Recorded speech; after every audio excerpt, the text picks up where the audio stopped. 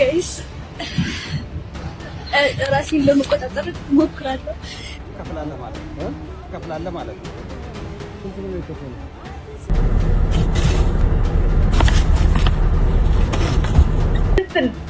እኔ ቁሜ መገደል አለብኝ? ጥያቄ ነው ላንተ እየጠየቅኩት። አዎ ቁሜ መገደል አለብኝ? አንቺም ራሱም ይገላሉ። የሀገራዊ ምክክር ኮሚሽን ላይ የሙስሊሞች ምን አይነት አጀንዳቸውን አቀረቡ ኦር ምን አይነት አጀንዳ ተቀባይነት አግኝቶ ለመንግስት የኢትዮጵያን አጀንዳ ተብሎ ቀረበ የሚለውን የጠላቶችን ትግሬና አማራ እንከሸከሻቸው ከተነጋገርን ከተመካከርን ከተነጋገርን ከተደማመጥን ውጤት ላይ እንደምንደርስ ያየንበት ነው። ከተነጋገርን ችግሮቻችን እንፈታለን። በመሳሪያ ምን ጊዜም ያሸነፈ ኃይል የለም። ምን ጊዜም ማሸነፍ ሰላም ጤና ይስጥልኝ። እንዴት አደራችሁ? እንዴት ዋላችሁ? እንዴት አመሻችሁ? አምላክ አበው ቅዱስ እግዚአብሔር ስሙ ዛሬም ዘወትም የተመሰገነና የተወደሰ ይሁን። ዛሬ መብራት በጣም ኃይለኛ ዝናብ እየዘነበ ስለነበር መብራት እስካሁን ድረስ አልመጣልንም። ከሚቀር ወቅታዊ ነገሮችን ላድርስ ብዬ ነው። ሼር ማድረጋችሁን አትርሱ። እንግዲህ ከቤተክርስቲያን መረጃዎች ሁለት ዜናዎች ላቅርብላችሁ። አንደኛው እንግዲህ ከቀሲስ ዶክተር መዝገቡ ጋር በተገናኘ ነው። ይፈቱ ብሎ መንግስት ትዕዛዝ ቢሰጥም ፍርድ ቤት ትዕዛዝ ቢሰጥም ነገር ግን አንዳንድ ሊቃነ ጳጳሳት እሳቸው እንዲፈቱ ፈቃደኛ አይደሉም። ለመፍታት ያላቸው ሀሳብም ጥቂት ነው። መንግስት ግን ዋስ ተፈቶ እንዲወጡ በ50 ሺህ ብር ተደርጎ ነበረ። ነገር ግን እየወጡ አይደለም።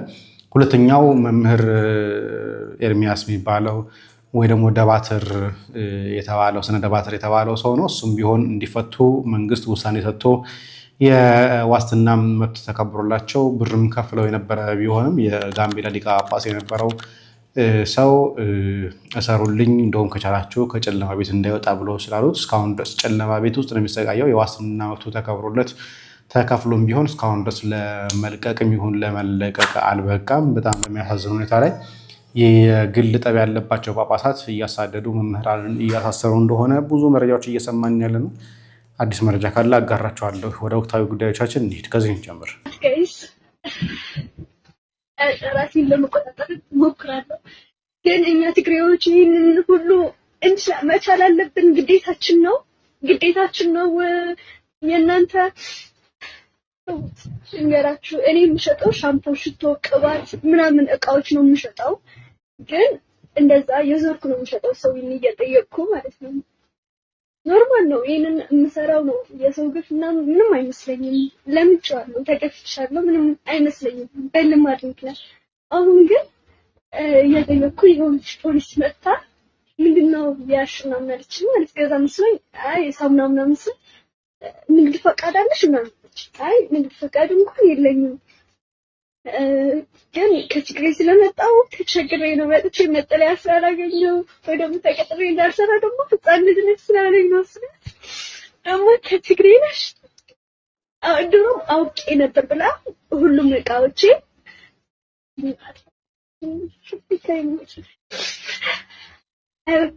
አይወክን አላለቅስም፣ ችግር የለውም። ምን አለች? ድሮም ከትግሬ እንደሆነች አውቄሽ ነበር ገብቶኛል ምናምን ብላ ወሰደች ሁሉንም እቃዎችን። በእናትሽ የመሳፈሪያ እንኳን የለኝም ምናምን ስላት ይሄንን ሰማ። ይሄንን ፊቴ ላይ ወረወረች። ሴት ሆና ግን ይሄ የታክሲ ሆንሻል ብላ ፊቴ ላይ ወረወረች። ተወርውረው ችግር የለውም። እኔ ተወርውረውብኛል፣ ፊቴ ላይ ተብሎብኛል። ምን ነገር ግን ትግሬ ስለሆንኩ ብቻ ይሄንን መድረስ አለበት የሚለው ይደብራል። በቃ እኛ ሰፈን መለወጥ አንችልም። ትግሬ ስለሆንኩ እና አሁን ተረጋግቻለሁ። ችግር የለውም። ለበጎ ነው ሁሉም ነገር። አሁንም ስጋ ነው የምበላው። ለሰስ ዘረኝነት ነው በቃ ዘረኝነት በአማርኛ በነገራችን ላይ ሰው ሆድ ሲብሰው የሚያደርገው ነገር ከባድ ነው የሚሆነው። በተለይ ደግሞ ህፃናት ሆነው ኑሮን ለማሸነፍ ብለው በስደት መጥተው በተለይ ጦርነቱን ሸሽተው መጥተው ሰላም ያለበት ቦታ ደግሞ ትንሽ የድንቀሳቀስ ኑሯችንን ሸፍን ሲሉ ደግሞ አይ እንዴት ሆኖ አንጭራሽ ትግሬ ሆነሽ ልትሰሪም ትፈልጊያለሽ እየተባለ የሚሆን ከሆነ እንግዲህ ምክክር ኮሚሽኑ ስራውን እየሰራ ነው ማለት አይደል? ምክክር ኮሚሽኑ አንዱ ለውጥ የምንጠብቅበት የነበረው እንደዚህ አይነት ነገሮች እንዲነጋገር ነበረ። ግን አይ ዶንት ቲንክ ሶ የሆነው ነው። የምክክሩ በኋላ እናያለን። ሌላኛው ደግሞ ከኦሮሚያ ክልል አማራ ሆኖ ሙስሊም ሆኖ ክርስቲያን መውጣት አለበት ያለው ሰውዬ ነው። በአማርኛ ተናገሪ አማራ ሁሉ በእያንዳንዱ አማራ ከኦሮሚያ ትወጣላችሁ፣ ከአጣም ትሞታላችሁ። ቤቱም የለም እናንተ፣ መሬቱም የለም እናንተ አማሮች። ክብሩ አላወቁም እናንተ፣ ክብሩ የለም እንደ ስለዛ ገና ትጨፈጨፋላችሁ በእያንዳንዱ። እንደ ድሮ አይደለም፣ እንደ ድሮ አይደለም። ክብር የለም ነው አማሮች። እናንተ ክብሩ አልፈልግም፣ ክብሩ የለም። ኦሮምኛ ላይ ዮሲት መሄድ ከተጋሪ እንኩም ፖለቲካ ትተከቱ ኮንጅሩ ኦሮሚካን በቹላ እንዴት ታቡማ ረኮንጅሩ ላላማ ዋን አዲ በከ ከነ ጅሩ ኡመኒ ኦሮሞ ኡመተ ነጋ ጃለቱ ኡመተ ነመስ ትሪገላ ኡመተ ነጋ ጃለቱ ኡመተ ነማ ከነማትሌ ነሙማ ታሲን ኦፊታመቴ ታው ሜብየቲ ኢትዮጵያ ጀደሙ ከረ keessatti ኦሮሞ ከምቱ ባርዳር ጠቄ ለፈጃረት ኦሮሞ ከምቱ ጎድዶሪ ነቄ ማና ካሬ ድበለ ለፈ ድበለ መጃረት ኦሮሞ ከምቱ መቀሌ ረቄ ማና ጃረት እንጅሩ ጀቹ ሰቦኒ ሁንድኑ አቲ ስልጤ አቲ ጉራጌ አቲ ከምባታ አቲ ወላይታ ድኔ አዳማ ሻሽመኔ ጅማ አሰላ ቦቆጂ ኢስን ኬሰ ጉተኒት አባ ቀበኛ ታተኒት አንጎሌ ቀበተኒት ኡመኒ ኩን ጨልቴ ታይ ታነረ ተርካፈተኒ ከ ኦሮሞ ከሰቲ ወለቃ የአማራ ነው ብለ ፋኖ ታትከ እንደ ትወጣላችሁ። በቅርብ ጊዜ ወላሂ ትወጣላችሁ፣ ትሞታላችሁ። በርክ እንደት ያለው የሚያወራ ክብሪ ቀባተን ዮናሙሰ ቀባተን ለፍቲኩን ከኦሮሞቲ ኦሮሞን ቄሳረቲ ቱን ቀቡጀቴዩ ኢሪራ በው ቀብደቱር ፈልሙፊ ቀበደቱርቴ ጅራቹዳፍ አላባኬ አላባ ምኒልክ መታቲ ደቴቄ ኦሮሞ ኬሰቴ ሰበሪ የኛ መሬት ነው ይሰበስ ሸም ያይዝም እንዴ ሸም የለም እናንተ ሸም የለም አቡማን አንተ ጥያቄ ጠይቀህ አሁን አንተ እያልክ ያለው በኢትዮጵያ ምድር ውስጥ የትኛውም አካል ኦሮሞም ሆነ አማራው ትግሬውም ሆነ አማራው እንዲሁም ጉራጌውም ሆነ ስልጤውም ሆነ አፋሩ ኢትዮጵያ የምትባለው ምድር ውስጥ ኦኬ እነዚህኛዎቹ እዚህኛው ክልል ሄደው መኖር አይችሉም። እነዚህኛዎቹ እዚህኛው ክልል ሄደው መኖር አይችሉም። ጎንደር ውስጥ ኦሮሞ የለም፣ ጎጃም ውስጥ ኦሮሞ የለም። ኦኬ ወሎም ሸዋ ውስጥ ኦሮሞ የለም። እናንተ ኦሮሚያ ውስጥ አላችሁ፣ ትወጣላችሁ፣ ትገደላላችሁ ነው ቀጥታ ያስተላለፍ ያለው አንድ እሱ። ሁለተኛ ነገር እንደው እንደ ጥያቄ ላንሳል ምሳሌ ነው ምሳሌ እኔ ኦሮሚያ ክልል ውስጥ ተወልጄ ያደኩ ልጅ ነኝ። ኦኬ እትብቴ እዛው የተቀበረልኝ ነቤ ፊት ለፊት መጣት እቤቴ ፊት ለፊት መጣት ልትገለኝ ልትል እኔ መገደል አለብኝ? ጥያቄ ነው ላንተ እየጠየቅኩ። አዎ አንቺም ራሱም ይገላሉ። አንቺም ራሱ የኔ መግደል ተው ትደርስበታለህ። ግን ኦሮሚያ ክልል ተወልደው ያደጉ አማራዎች ኦሮሚያ ክልል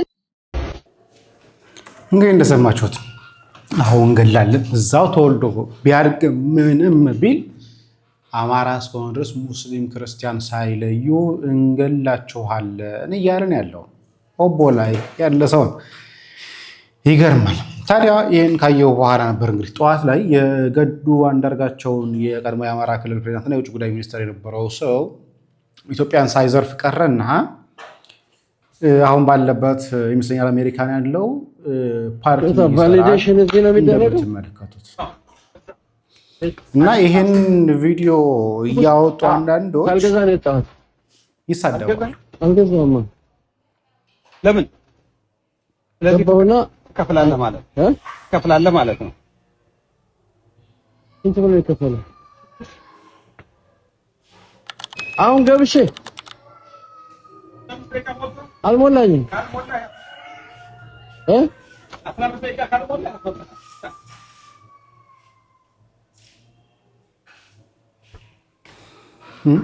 ለምን ብር አልበላም ይመስላል። በነገራችን ላይ ለምን አልዘረፈም ይመስላል።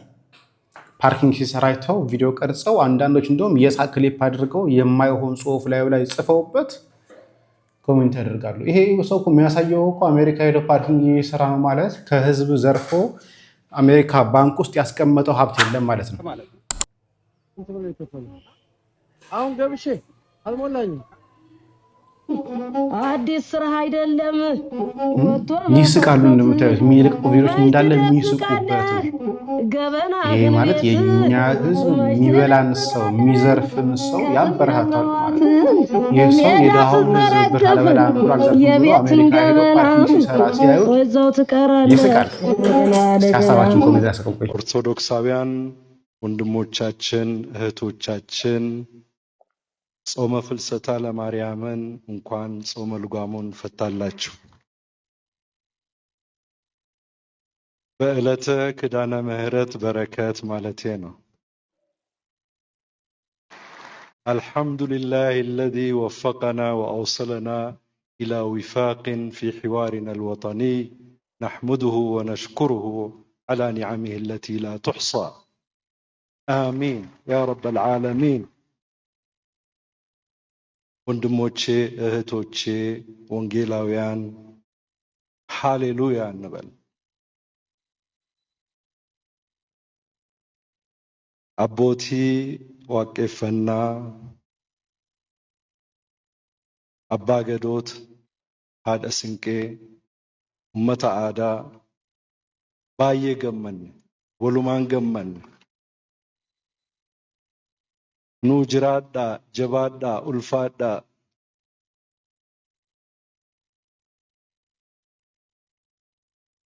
ቤተ እስራኤላውያን ወንድሞቼ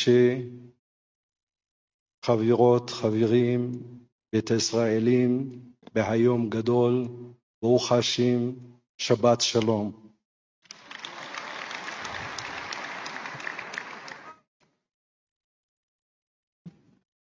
Distinguished guests of this August meeting, we're very glad to have you within us.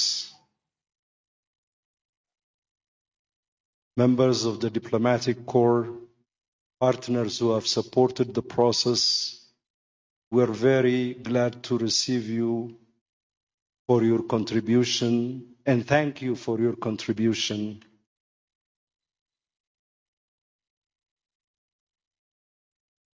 Tous les membres du corps diplomatique qui est avec nous aujourd'hui, soyez bienvenus et merci.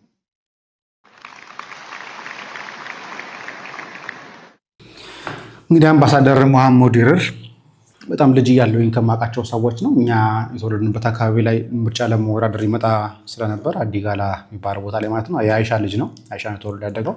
አዲጋላ ይመጣ ነበር። በአንድም በተለያየ መልኩ አውቀዋለሁኝ። አሁን በተለያየ ቋንቋ እንግዲህ የእስልምና የሃይማኖት የተለያዩ ሃይማኖቶች እምነቶችን ሰላም እያለ ነበር። አሁን ታዲያ የምድረው እያመላከቱ ያሉት ወደ ምክክር ኮሚሽን ልንገባ አዲሱን የኢትዮጵያ ካላንደር በተመለከተ ምን ይዘዋል የሚሉ መረጃዎች ተሰምተዋል። በሀገሪቱ የነገ ድል ፈንታ ላይ ሲመክሩ የቆዩ ተመካካሪዎች እጅግ አነጋጋሪ የሆኑ የለውጥ ምክረ ሀሳቦችንም አቅርበዋል። አንደኛውና ዋነኛው የዘመን አቆጣጠራችን ላይ ዓመተ ምህረት እንደቀጠለ ሆኖ ዓመተ ልደትና የሂጅራ አቆጣጠር በካላንደር ውስጥ እንዲካተቱም ተስማምተዋል።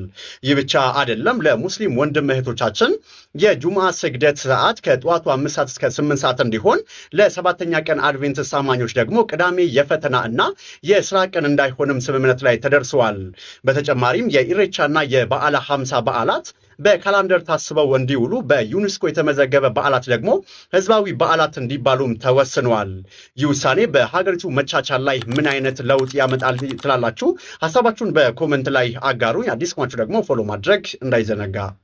ስለዚህ አሁን ሁሉም ብሔር ብሔረሰቦች ሁሉም እምነቶች የራሳቸውን ካላንደር ይኖራቸዋል። እንግዲህ አሁን ማን ነው ቤተክርስቲያን ልትወቀስ ነው በበዓላት ምክንያት ስራ ቆመች ሲባል የነበሩ አካላት ይኸው አሁን ጁምዓም ጭምር ሰዓት ሊራዘም ነው፣ ቅዳሜም ፈተና አይኖርም፣ የሆነ ነገር አይኖርም፣ ከሆነ ጊዜ በኋላ ደግሞ አድቬንቲስት ደግሞ የሆነ ነገር ከልክሉልን ይላሉ። ይከለከላል እያለ ይቀጥላል። የምናየው ነው የሚሆነው። ከካላንደር ጉዳይ በተገናኘ ምናምን አዳዲስ መረጃዎች ይወጡ ያሉት እሱም በሌላ ቪዲዮ እሰራላችኋለሁ። የሀገራዊ ምክክር ኮሚሽን ላይ ሙስሊሞች ምን አይነት አጀንዳቸውን አቀረቡ ኦር ምን አይነት አጀንዳ ተቀባይነት አግኝቶ ለመንግስት የኢትዮጵያን አጀንዳ ተብሎ ቀረበ የሚለውን እናውራበት። ቪዲዮዎች እየታዩ አይደለም። ስለዚህ ሼር፣ ኮፒ ሊንክ ማድረግ እንዳትረሱ። ለማንኛውም እንግዲህ የተወሰኑ ፖይንቶችን ብቻ እናንሳ። አንደኛው ሂጃብና ኒቃብ ነው። እንደምታውቁት በሂጃብ በኒቃብና በጅልባብ ጉዳይ በጣም ጭቅጭቆች ሲነሱ ነበርና አሁን እንግዲህ የኢትዮጵያ ሙስሊሞች እንግዲህ እዚህ ሀገራዊ ምክክር ላይ አቅርበው ኢትዮጵያን እንግዲህ ተቀብሎት ለመንግስት ከቀረበው አጀንዳ ውስጥ አንዱ ምንድነው? ማንኛውም ሰው ሂጃብ ኒቃብና ጅልባብ አድርጎ ማንኛውንም የመንግስት አገልግሎት የማግኘት ህገ መንግስታዊ መብቱ እንዲከበር የሚል አጀንዳ እንግዲህ ለመንግስት የኢትዮጵያን አጀንዳ ተብሎ ቀርቧል። ማንኛውም የመንግስት ተቋማት ላይ እነዚህ ሂጃብ ኒቃብም ሆነ ጅልባብ አድርገው አገልግሎት የማግኘት እንግዲህ የመንግስት ተቋም ላይ ትምህርት ቤትንም ያካትታል አገልግሎት የማግኘት መብታቸው እንዲከበርና ይህንን ለመጣስ የሚሞክር ማንኛውም ኃላፊ የሆነ ተቋም በህግ እንዲጠየቅ እንዲያደርግ የሚል ጥያቄ ቀርቦ እንግዲህ ይህ ተቀባይነት አግኝቶ ለመንግስት የኢትዮጵያን አጀንዳ ተብሎ ከቀረቡት ውስጥ አንዱ እሱ ነው።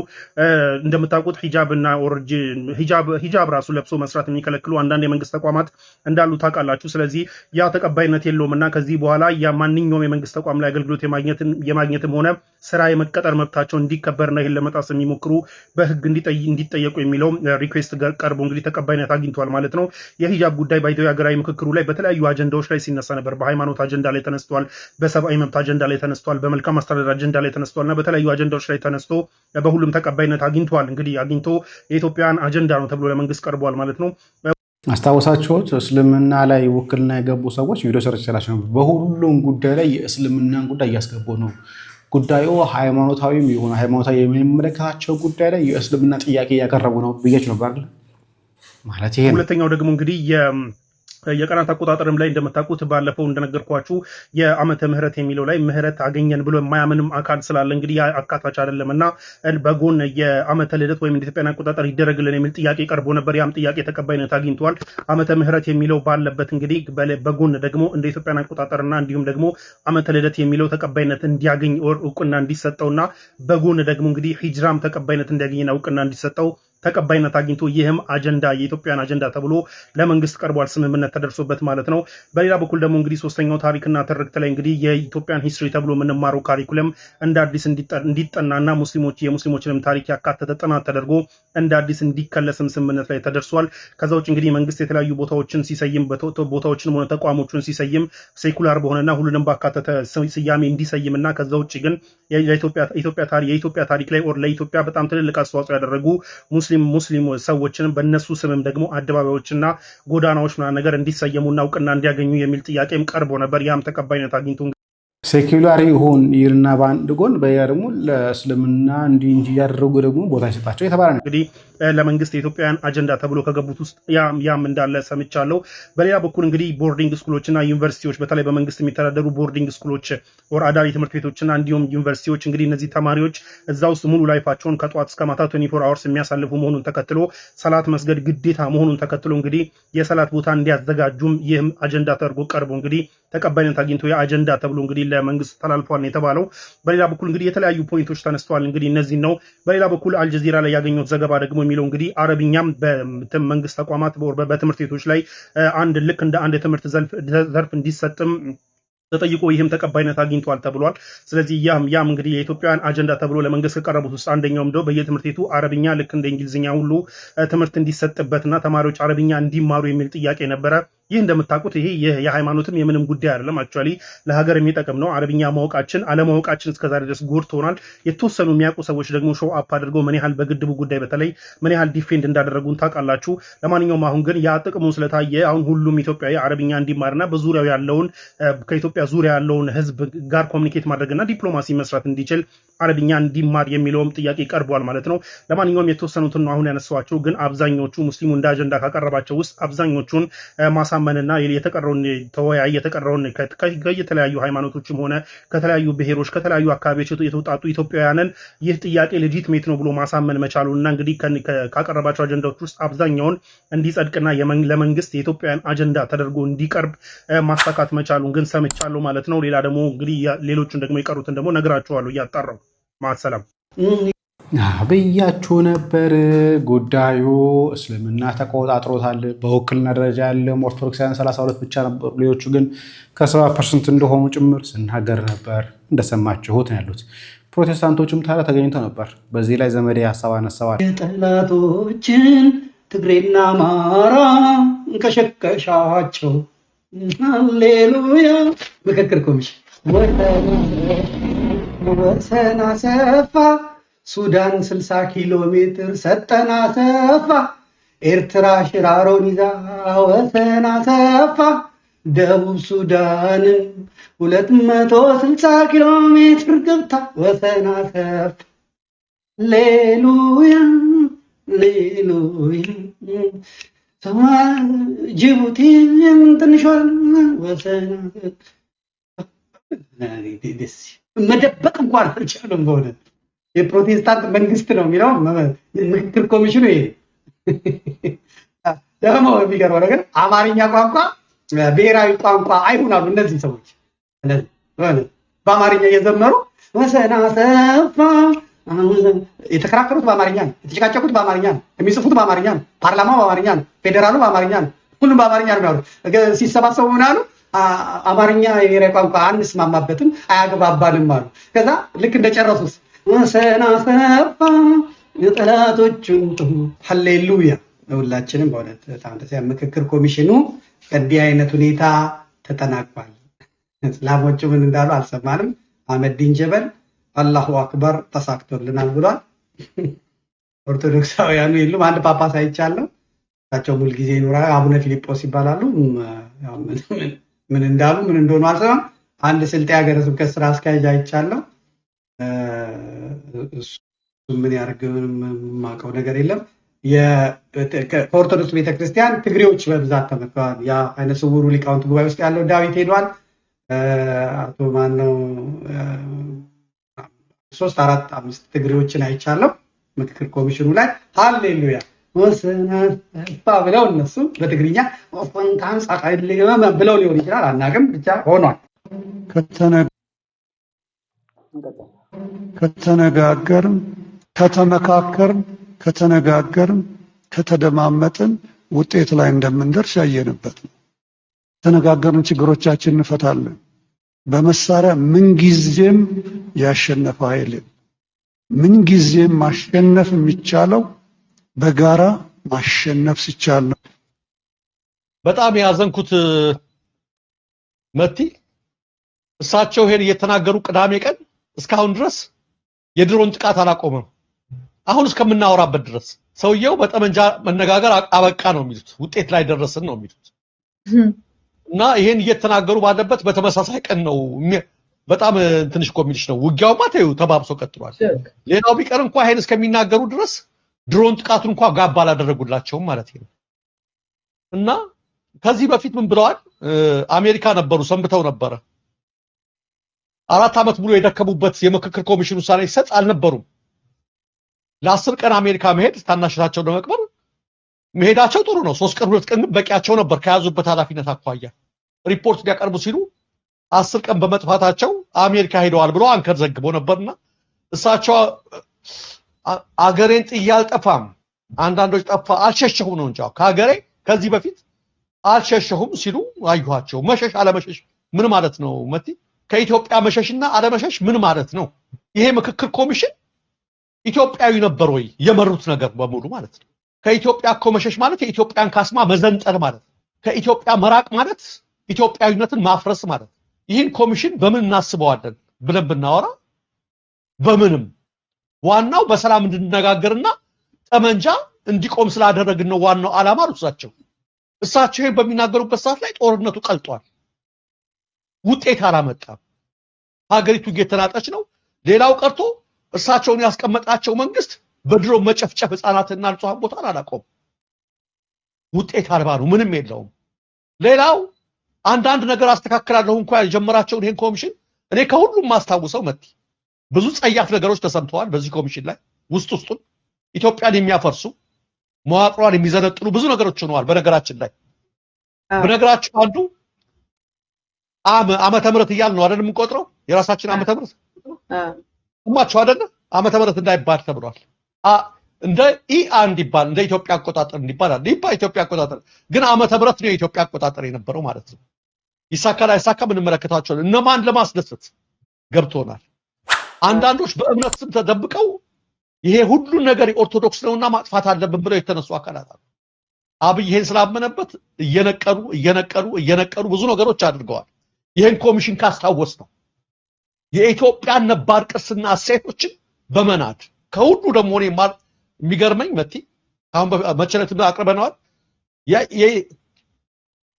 የአማራ ክልል የሥራ ቋንቋ አማርኛ ኦሮሚያ ውስጥ በገሚስ በሱ ነው ህዝቡ የሚግባባው የፈለገ የሚያደርገው የጋምቤላ የሥራ ቋንቋ አማርኛ የቤንሻንጉል ክልል የሥራ ቋንቋ አማርኛ የሶማሌ ክልል የሥራ ቋንቋ አማርኛ የአፋር ክልል የሥራ ቋንቋ አማርኛ የደቡብ ኢትዮጵያ የተባሉት በሙሉ አብዛኞቹ የሥራ ቋንቋቸው አማርኛ ምክክር ኮሚሽኑ 40 ቀን ተወያየው በአማርኛ ፓርላማው የሚወያየው በአማርኛ የፌደሬሽን ምክር ቤት የሚወያየው በአማርኛ አማርኛ ብሔራዊ ቋንቋ ይሁን ሲባል አይሆንም የቱ በአማርኛ የተወያየው የምክክር ኮሚሽን የአማርኛ ቋንቋ ጠላቻ ምን አለ ከዛ ብሔራዊ ነገርማ ካስፈለገው ለዚህ ኮሚሽን አማርኛ ቋንቋ አይደለም ኢሬቻ ብሔራዊ ባህል ይሆናል ብሎ ነው የወሰነው። በጣም የሚገርመው ሁለቱን አነጻጽሬ ማለት ነው።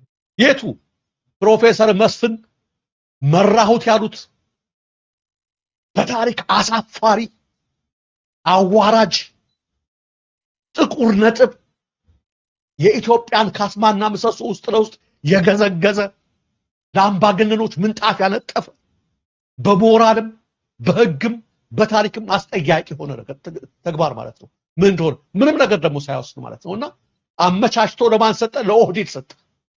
አገሪቱን ኦህዴድ ለተባለ ሊበላ ሊጠረቃል አልቻለ ሁሉን ነገር ለኔ የሚል የዓለም መዲና የሆነችውን ከብራሰልስና ከነ ኒውዮርክ ቀጥላ ከነ ጄኔቫ ቀጥላ የዲፕሎማቶች መናኸሪያ የሆነችውን ምኒልክና ጣይቱ የቆረቆሯትን ኢትዮጵያንም ባንድለት እንደ ቀልጠው የሰሯትን ሁሉም ኢትዮጵያን ቀልጠው የሰሯትን ያችን ከተማ ሳይቀር ለስግብግቡ ኦህዴድ አሳልፎ የሚሰጥ አሳፋሪ ውሳኔ ነው የሰራው። እርሶ እንደደሰኮሩት አይደለም። አልሸሸሁም አልጠፋሁም ሸሽተዋል ጠፍተዋል ከማን ከኢትዮጵያዊነት ከካስማዎቿ ከእውነቷ ጠፍተዋል። እርሶም እነ ሂሩት ገብረስላሴም ሁላችሁም ይሄንን ያስቻላችሁ የአምባገነን መሳሪያ ሆናችሁ በሙሉ በታሪክም በህግም በሞራልም በሁሉም ትጠየቃላችሁ።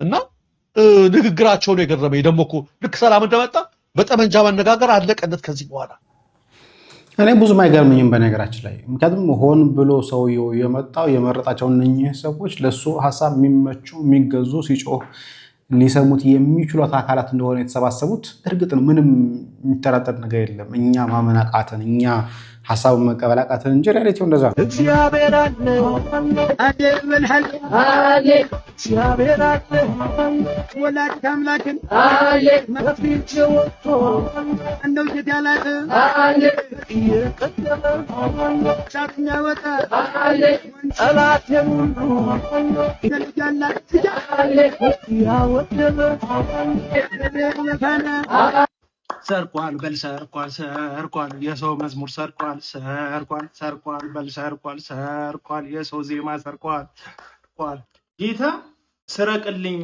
የሰው ዜማ የሰው ግጥም ንጠቅልኝና ከዛ አንጎራጉረልኝ አላለ። ብትወድ ከተደረገልህ እሱ በሰጠህ ጸጋ በመጠቀም በመንበርከክ ውስጥ የሚገኝ ዜማ እንድትሰጠው እንጂ የሆነ ቦታ እየመነተፍክ አምጥተህ እንድትሰጠው አይፈልግም እግዚአብሔር። አምልኮ መስዋዕት ነው ካላችሁ ልክ እንደ አብርሃም ማለት ነው። ልጅን ሰዋልኝ ሲለው አብርሃም ከባሪያዎቹ የአንዷን ልጅ ጎትቶ አምጥቶ ልሰወው ብሎ እንዳደገኛ ሰው አክት ቢያደርግ እግዚአብሔር እንዴት ሊመለከተው እንደሚችል አስብ። እግዚአብሔር ስጠኝ የሚለው ካንተ ህይወት የተቀዳውን ከማንነትህ የወጣውን ነው እንጂ ሆነ ቦታ የመነተፍከውን አይደለም። አሁንም ቢሆን ዘማሪዎችንም ሆነ ሰባኪዎችን ሃይ የሚል በፕሮቴስታንት ውስጥ የሚመክራቸው የሚገስጻቸው ህዝብም ሆነ መሪ ስለሌለ የፈለጉትን እያደረጉ ነው የሚቀጥሉት። እንደውም እንደዚህ እውነቱን የሚነግራቸው ሰው ከነሱ በበለጠ ይሰደባል፣ ይወቀሳል፣ በየኮመንቱ ይጠለጠላል እንጂ እነሱ ይህን ስላደረጉ ተው የሚላቸው ከልካይ የለባቸው። ለዛ ነው ደፍረው እየመነተፉ የሚያመጡልን። በጣም የሚያሳፍር ስራ ነው የሰራው። ባትለቀው ጥሩ ነበር። የኦርቶዶክስ መዝሙር አንዳንዶች ቤተክርስቲያን ጣዖት አምላክ እያሉ የሚናገሩ አካላት ተመልሰው መዝሙሮቿን ለመውሰድ ግን የማይደራደሩ በጣም ፈጣኖች የሆኑ ወደ ኋላ ማየት የማይፈልጉ የሚስገበገቡ ሰዎች ናቸው። እንግዲህ እነኚህ ሰዎች ናቸው ተመልሰው ቤተክርስቲያን ዜማዋን፣ መዝሙሮቿን፣ ግጥሞቿን ሁሉንም ነገር እየወሰዱ ሲባሉ ቤተክርስቲያን ጣዖት አምላክ ነች ይላሉ። ያሳዝናል። ለማንኛውም ሌብነት ኃጢአት ነው። መጽሐፍ ቅዱስ ሲነገር አንዱ ከ10 ትእዛዛት መካከል አትስረቅ ነው። አትመኝም ነው። ማለት ላይ የጎረቤትህን ነገር አትመኝ ነው። እነሱ ግን ጥቅስ ሲያስፈልጋቸውና ለሚፈልጉት ነገር ካልሆነ በስተቀር እንደማያውሉት የታወቀ የተረዳ ነገር ነው። ስለዚህ ብዙም አይገርመንም አይደንቀንም።